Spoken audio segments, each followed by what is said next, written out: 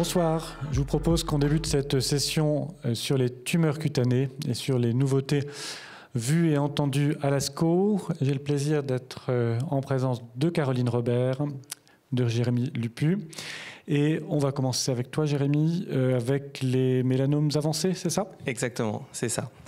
Merci beaucoup. Alors voilà, nos conflits d'intérêts. Alors juste pour faire un petit état des lieux, mais ça vous connaissez bien, thérapie ciblée, immunothérapie, les deux révolutions dans la prise en charge du mélanome. Les dernières arrivées, l'association ipilimumab-nivolumab pour l'immunothérapie, les thérapies ciblées, la dernière en date, l'encorafenib pour l'antibéraf et le binimetinib, l'anti-MEC.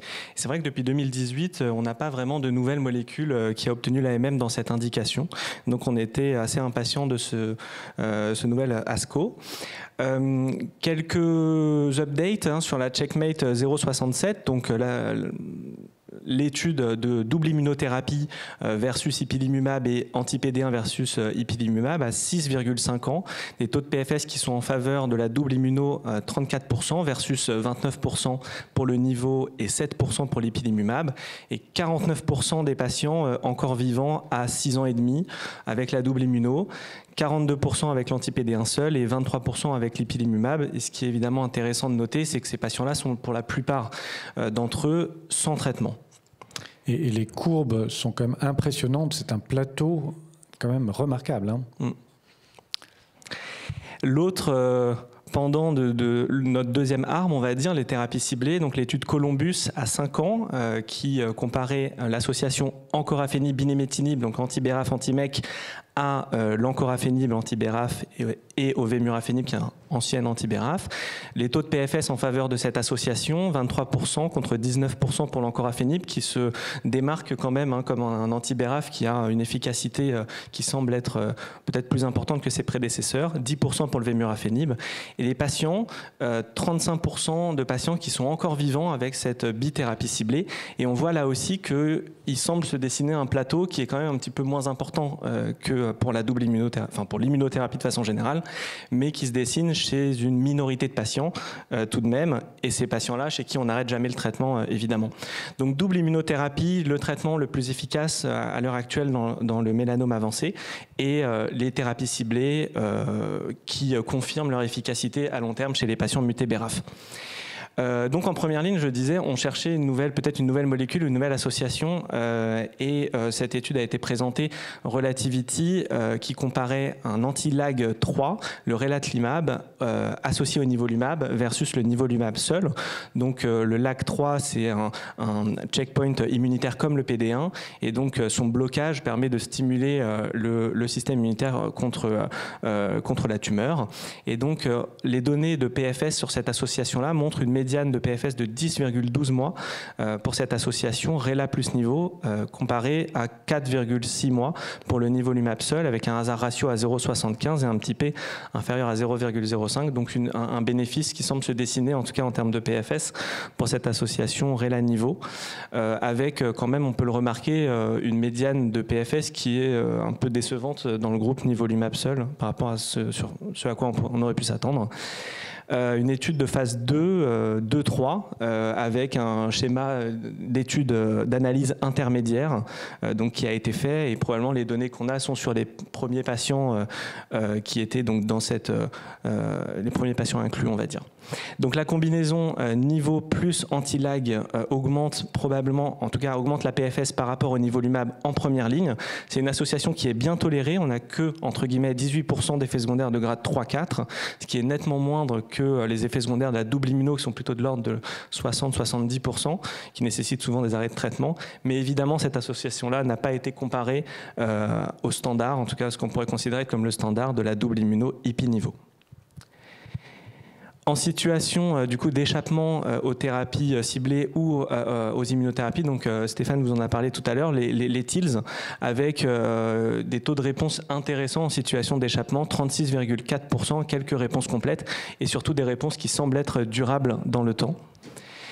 Et l'association lenvatinib plus pembrolizumab dans les situations d'échappement aussi, cet essai avait déjà été présenté à l'ESMO l'année dernière, avec des taux de réponse intéressants de l'ordre de 21,4% chez des patients qui sont réfractaires donc aux anti-PD1, avec le lenvatinib qui est donc un inhibiteur multikinase en association avec l'anti-PD1.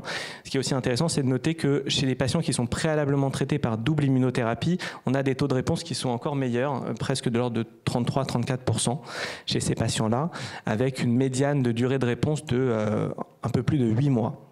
Donc les TILS peut être intéressant dans les situations d'échappement et l'association Nivo plus Lenva. J'ai posé la question concernant les TILS. On a une idée de biomarqueurs permettant ou de profils cliniques permettant de prédire l'efficacité? Alors à ma connaissance, non.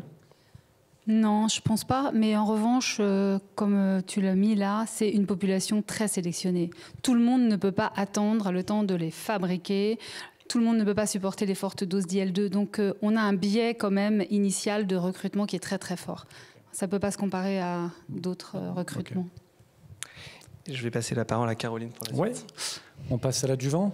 Oui, alors on essaye de traiter le mélanome plus tôt avant que les métastases ne soient disséminées. Et ça, c'est un petit rappel des traitements adjuvants qui ont démontré leur efficacité en termes de survie sans récidive. On a l'ipilimumab qui avait été testé versus placebo à 10 mg, qui n'a pas eu l'AMM en Europe parce que c'est extrêmement toxique, qu'il a eu aux États-Unis, mais c'est pas grave qu'on l'ait pas, puisque le nivolumab et le pembrolizumab, les deux anti-PD1 dont on dispose, sont beaucoup plus efficaces que l'ipilimumab et beaucoup moins toxiques. Et on réduit le risque de récidive de à peu près 50%. Mais chez les patients BRAF mutés, donc on ne l'a pas rappelé, mais c'est à peu près la moitié des patients atteints de mélanome, on a des résultats extrêmement bons aussi avec la thérapie ciblée d'abrafenib plus trametinib, avec l'essai en bas à droite versus placebo. Vous voyez, les courbes ont des profils très différents et ça, c'est vraiment très représentatif des efficacités de ces traitements avec les immunothérapies qui marchent tout doucement. Au début, c'est pas vraiment mieux au tout début que le placebo et puis ça se sépare. Et la thérapie ciblée qui, dès le début, donne un bénéfice très important. Alors, qu'est-ce qu'on a de nouveau? On a cet essai pembrolizumab versus ce qu'on appelle standard of care. En fait, le standard ici, c'était soit l'ipilimumab, qui avait été testé au préalable à 10 mg, soit les fortes doses d'interféron, dont on sait qu'elles reculent significativement la récidive, mais qu'elles n'ont pas d'effet sur la survie. Mais c'était ici considéré comme le comparateur. Donc on a effectivement une survie sans récidive qui est augmentée significativement, mais vous voyez en dessous, c'est la courbe de survie, on n'a pas d'effet sur la survie.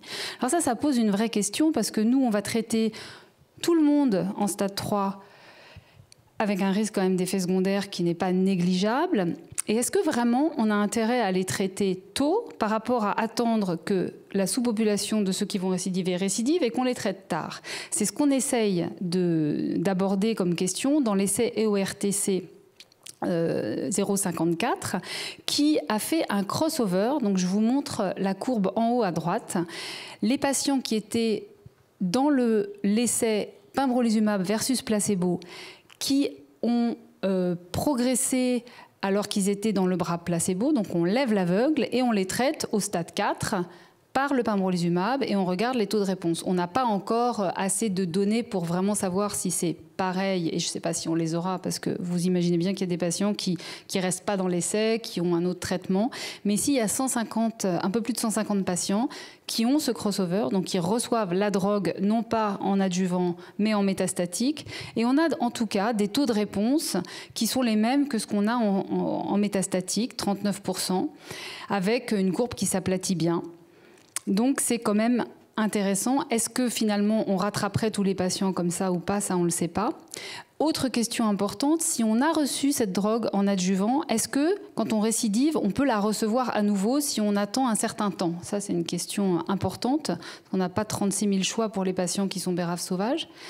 Là, on n'a pas beaucoup de malades. On en a 20 qui ont été dans le bras pembro, qui ont arrêté leur essai et qui ont récidivé plus d'un an après, donc il fallait au moins 3 mois après. Et ils ont... Alors on a 9 patients évaluables, il y en a un en réponse complète. C'est vraiment trop petit pour dire quoi que ce soit. C'est quand même un peu décevant, je trouve. Alors après, il y a beaucoup d'engouement, et on le comprend bien, pour les traitements néoadjuvants, qui ont l'avantage de démarrer encore plus tôt. Et quand même, il y a beaucoup d'arguments pour dire qu'un traitement néoadjuvant, notamment par immunothérapie, va peut-être donner une mémoire immunitaire plus forte après, quand le patient aura été opéré, si on donne le traitement avant l'opération. Alors ça, c'est un background. Il y a un article récent qui nous dit que s'il y a une réponse pathologique bonne, les gens vont mieux. C'est un peu, moi je trouve, presque une lapalissade, mais bon, c'est bien de le démontrer. Et les deux courbes de gauche, en bas et en haut, c'est des courbes de survie sans récidive ou de survie globale, des gens qui ont eu une bonne réponse pathologique quand ils ont reçu un traitement, quel qu'il soit, en néoadjuvant, ou quand ils en ont pas reçu. Donc il vaut mieux avoir bien répondu. Ce qui est important, c'est dans les 4 courbes de droite, c'est qu'on voit qu'en thérapie ciblée versus immunothérapie, ces 2 stratégies ont été testées en néoadjuvant. En fait, c'est très plat quand on est en réponse complète, pathologique, mais plus plat quand même pour l'immunothérapie. Et les répondeurs partiels immunothérapie, ils s'en sortent mieux quand même que les répondeurs partiels en thérapie ciblée. Alors voilà, la nouveauté, c'est, Jérémy nous a parlé du relatlimab, c'est vraiment le scoop pour nous de l'année, là, le relatlimab, l'antilag. Il a été testé chez 30 malades en néoadjuvant. Et là, on a pas beaucoup de patients. Ils ont reçu 2 injections, ils sont opérés à 6 semaines. Et on regarde les taux de réponse pathologiques. On est devenu maintenant très habitué d'avoir comme objectif principal une bonne réponse pathologique. Donc nos anapathes se sont habitués à ça et ils regardent ça précisément. Et ici, on a 66% de réponses partielles pathologiques, enfin de réponses complètes ou presque complètes. Si on ajoute les réponses partielles, il y en a un peu plus. Mais c'est très impressionnant quand même, 66% de patients qui répondent complètement ou presque complètement une fois qu'ils ont reçu 2 injections. Et alors ce qui est très intéressant, même si on le savait déjà, c'est que si on regarde le RECIST, on sous-estime énormément la réponse pathologique. Et le comble, c'est le patient là, dans le waterfall graph tout à gauche, il est en progression majeure en RECIST et il est en réponse pathologique complète. Donc c'est sans doute un peu nos pseudo-progressions. Et on a une belle courbe toute plate d'absence de récidive chez les bons répondeurs pathologiques.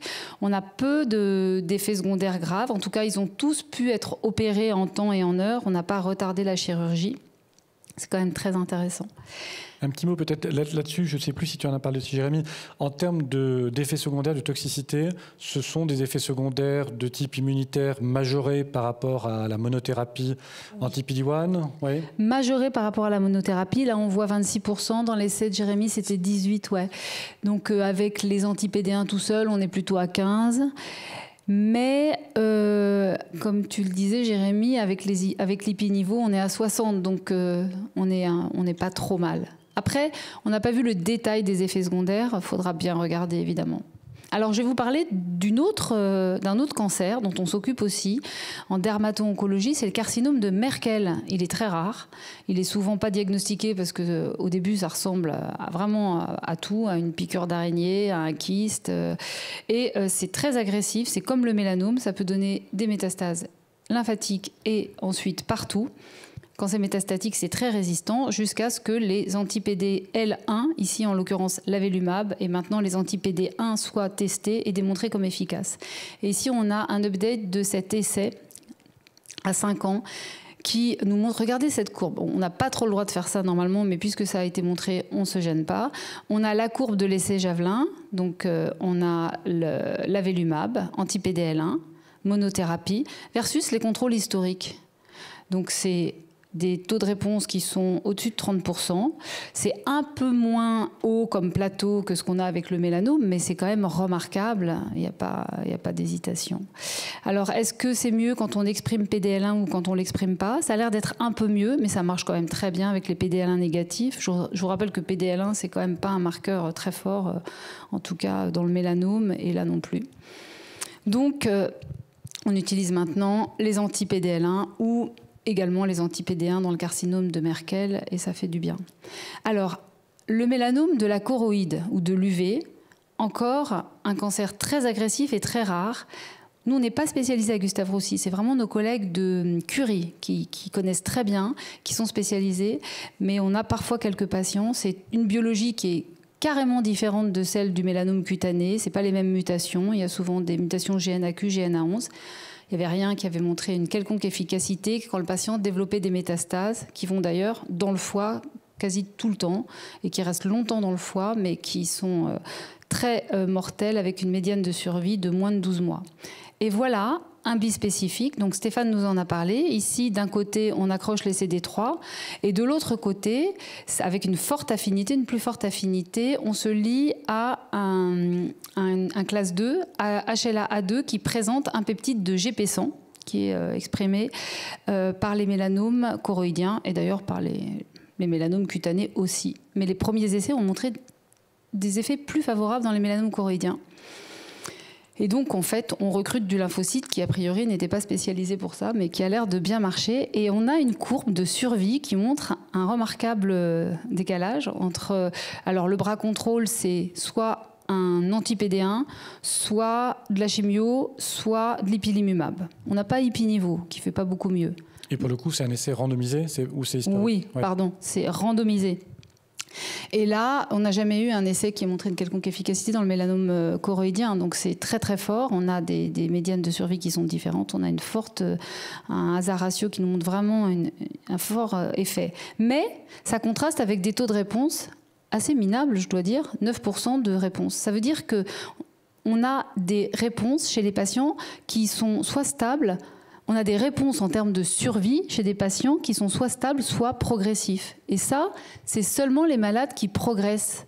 Et on voit même avec l'analyse en landmark à 100 jours, donc on prend les patients qui ont progressé mais qui sont encore en vie à 100 jours, et on voit qu'ils survivent beaucoup plus longtemps quand ils ont reçu ce bispécifique qui s'appelle tebentafusp. Donc il est en ce moment, il va avoir une AMM, je pense qu'il n'y a pas de doute. On peut l'avoir un petit peu en ATU, et c'est une très très bonne nouvelle. Voilà pour nous. Super, bah dis donc, belle moisson, bravo, encore un bel ASCO. Hein. Est-ce qu'il y a des questions sur les tumeurs cutanées ou les tumeurs de l'œil? Oui, je crois que c'est Stéphane. J'en profite du coup sur le CD3-GP100. Est-ce que tu as une idée de la tolérance, et est-ce que tu as une idée si ça va être combiné avec des anti-PD1? Ben voilà, exactement les bonnes questions. Alors la tolérance, il y a pas mal d'effets, genre le relargage de cytokines. Ils font d'ailleurs un dosage progressif. Ils ne donnent pas la pleine dose tout de suite. Ça augmente progressivement, mais ça passe bien. Et la deuxième chose, c'est que ouais, bien sûr, on a envie de combiner avec les anti-PD1, et c'est déjà commencé dans des phases 2, ouais. Pour le coup, dans le mélanome cutané. Mais alors moi, ce que je me dis, c'est qu'il n'y a pas de raison que ça ne marche pas dans le mélanome cutané. Alors les premiers résultats étaient, c'est vrai, pas géniaux, mais je pense qu'il va falloir continuer. Alors ce que je n'ai pas dit, c'est qu'il fallait être classe HLA A2, c'est à peu près la moitié des gens, pour ce peptide-là, ce peptide GP100-là. D'autres questions? Non, je crois que c'est bon. Bon, bah vraiment un grand merci à tous les deux. C'était très très clair, et on se fait une petite pause de vraiment 2-3 minutes avant de terminer avec les sarcomes et les tumeurs pédiatriques. À tout de suite.